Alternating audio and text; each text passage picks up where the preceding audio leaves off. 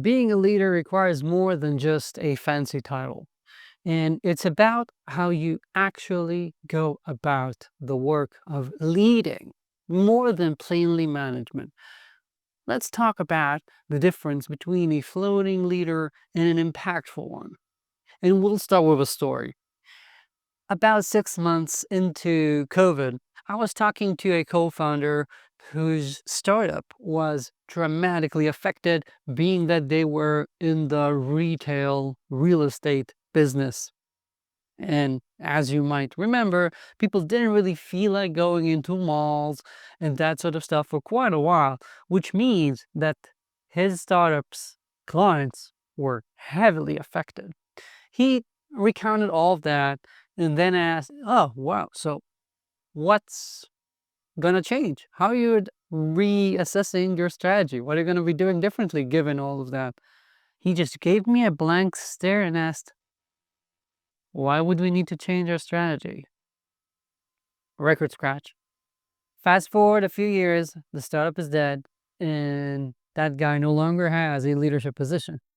And that is because he was one of the best or worst, depends on how you want to look at it, examples I've ever seen for floating leadership.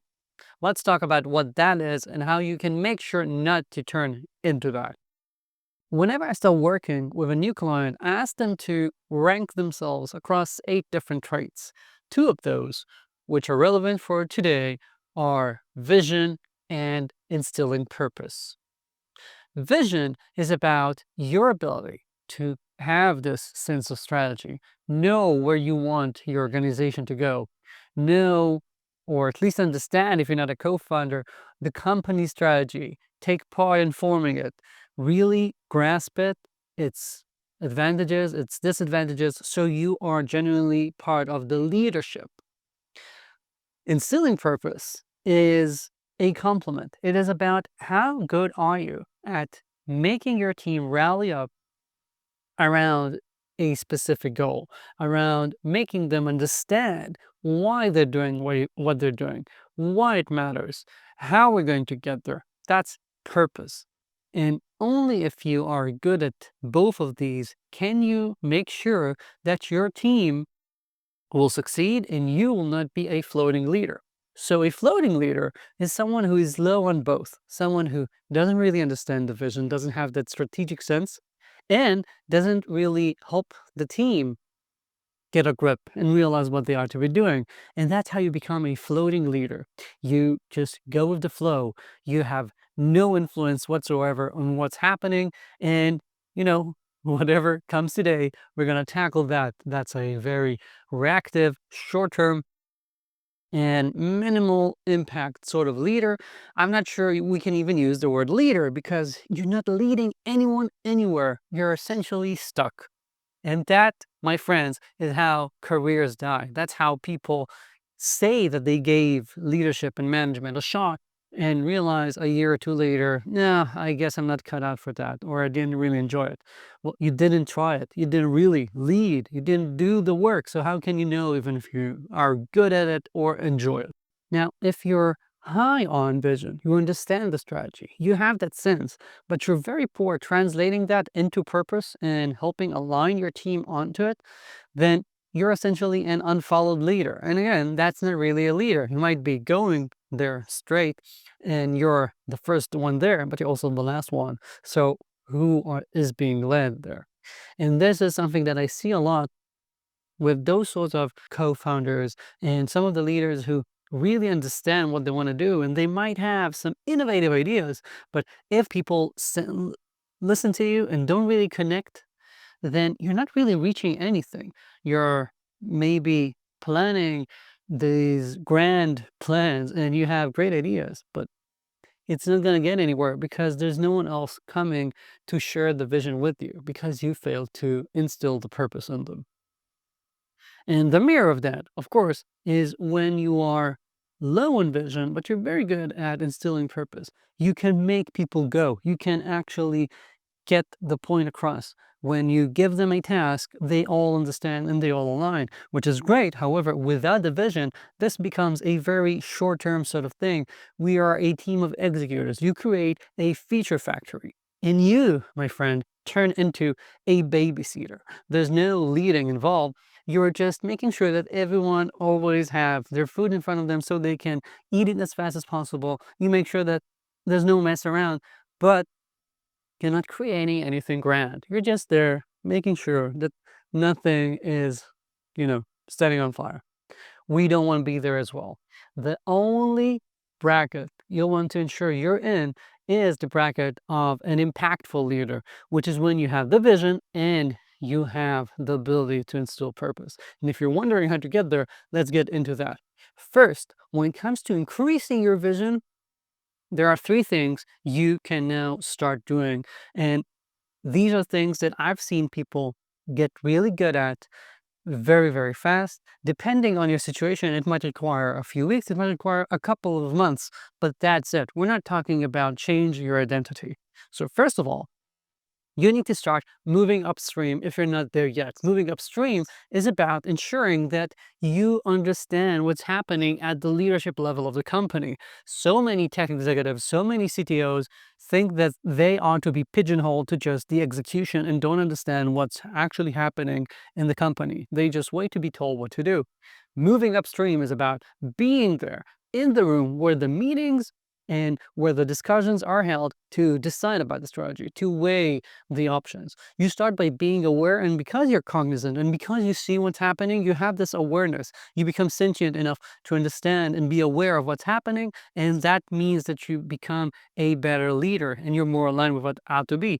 Moving upstream ultimately is about helping shape that strategy, but that's okay if it takes you a while to get there, especially because if you haven't been there for months or years, you also need to regain the trust of those around you to recognize that you are able to take part in that. And that's natural. So you do that. Second, in order to improve your vision, start considering things strategically.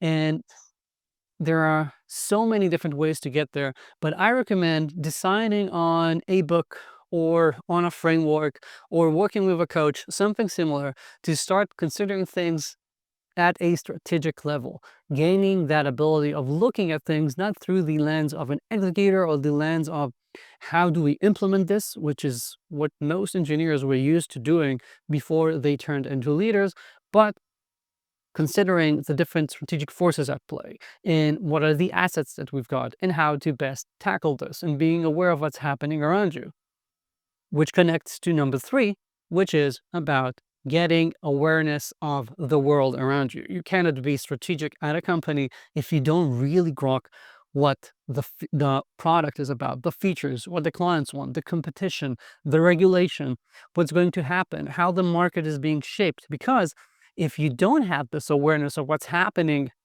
outside of the company, you're going to be surprised continuously. But if you have this awareness and you make sure that you're continuously up to date about what's happening, you will be able to actually form a strategy that will hold more than a week or two, which is what strategy ought to be about. And I'm not saying that you should have a strategy that's 3, 4, 5 years into the future. A good strategy nowadays, especially for startups, is about 18 months-ish into the future. So you're going to get you there. And now, how do you work on instilling purpose? First, you need to make sure that whatever goals you give your team aren't too prescriptive. You want to give them goals that give them enough leeway, enough wiggle room to decide how they're going to implement this. So come to them with goals that are business goals, that you can see where and when we reach them, but aren't as prescriptive as we need to support X users on that sort of flow. Instead, say we need to be able to support Fortune 100 companies, or we want to see this KPI improve. We want to see churn go down. We want to see customer success needing less personnel per each client, so our growth becomes more profitable. However you want to tackle this, I'm sure you can find these KPIs that the team can connect to, because then you don't have to always be chewing their food for them and telling them precisely what to do, which is the babysitter mode, you can give them the ability to delegate to them and to be brilliant while also understanding the context. And another part of instilling purpose is about always closing the loop. People need to see what are the outcomes of what they've done. This includes giving them feedback as their manager, as their leader. Coaching is about this active feedback, and I've got videos about this. Check the description below if you want to see more about that. But it's also about closing the loop and showing them what are the results of whatever they worked on. So at the end of a quarter, we toiled so hard, we deployed all of that. Did that really do anything? So show them what clients are saying, show them the business results. They want to move a KPI. Did we succeed in doing that? And what's the result of doing that? Did we get the business objectives we aimed at or not? What can we improve? These meta retrospectives, which aren't about the road execution of a specific iteration, but about what did we achieve at a grand scheme, really help connect people and help ensure that you're aligning. So you're instilling the purpose in a way that will not just hold for a day after you show them the plan, but actually give them the context and give them the understanding so they slowly also become autonomous enough to understand the business and be able to execute without you having to constantly be at their backs. And these together, vision and purpose, can create teams that propel startups forward. I've seen this repeatedly, and I always say what you want to do is lead a team worth leading. Life is too short to lead an average team, and that starts by ensuring you're not just an average leader, not another floating leader, become an impactful one. If you want to read more about this concept, check out my first book, The Tech Executive Operating System, which is precisely about these mindsets and about moving forward more as a tech executive. Thank you.